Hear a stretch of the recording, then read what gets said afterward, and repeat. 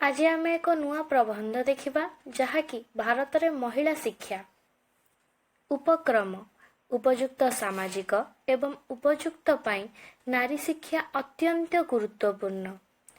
देशर अर्थनैतिक अभिवृद्धि उभय पुरुष एवं महिला मुद्रार दुई पार्श्व परि अटंती एवं समाजर दुईटी चक परि समान भावरे चलुछंती। तेणु उभय गुरुत्वपूर्ण देशर अभिवृद्धि और विकासर उपादान। एणु समान आवश्यकता रही शिक्षा क्षेत्र में सुजोग।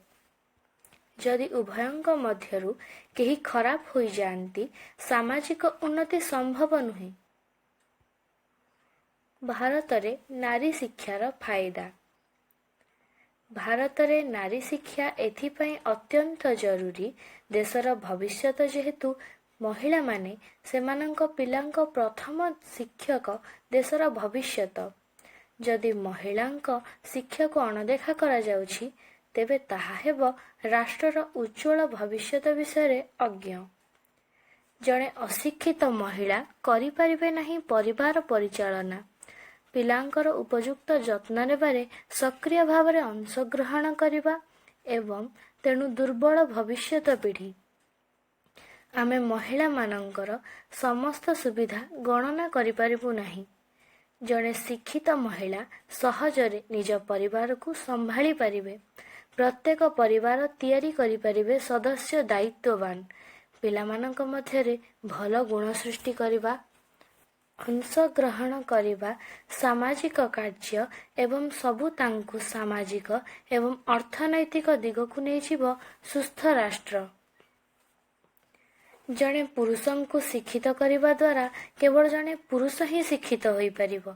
नारी को शिक्षित कले समग्र देश शिक्षित हो पारिबो। नारी शिक्षार अभाव समाजर शक्तिशाली अंश को दुर्बल करि थाए। तेणु महिला मानंकु एथिपाई संपूर्ण अधिकार मिलिबा दरकार। शिक्षा एवं पुरुषों ठारू निम्न मानर बोली विवेचना करा जिबा उचित नुहे। उपसंहार। भारत एवं महिला क्षेत्र रे एक अग्रणी देश। भारतर इतिहास केबे भी साहसी महिलांक पई खाली नुहे, किंतु यह परिपूर्ण गार्गी, विश्वबरा, मारी ट्रेई एवं अन्यान्य महिला दार्शनिक प्रसिद्ध महिला माने हेउछंती मीराबाई, दुर्गावती, अहल्याबी, लक्ष्मीबाई इत्यादि। समस्त भारतर प्रसिद्ध ऐतिहासिक महिला माने एही जुगर महिला मानंक पई प्रेरणा। आमे समाज और देश पई सेमानंक अवदान को केबे भी भूलंतु नहीं।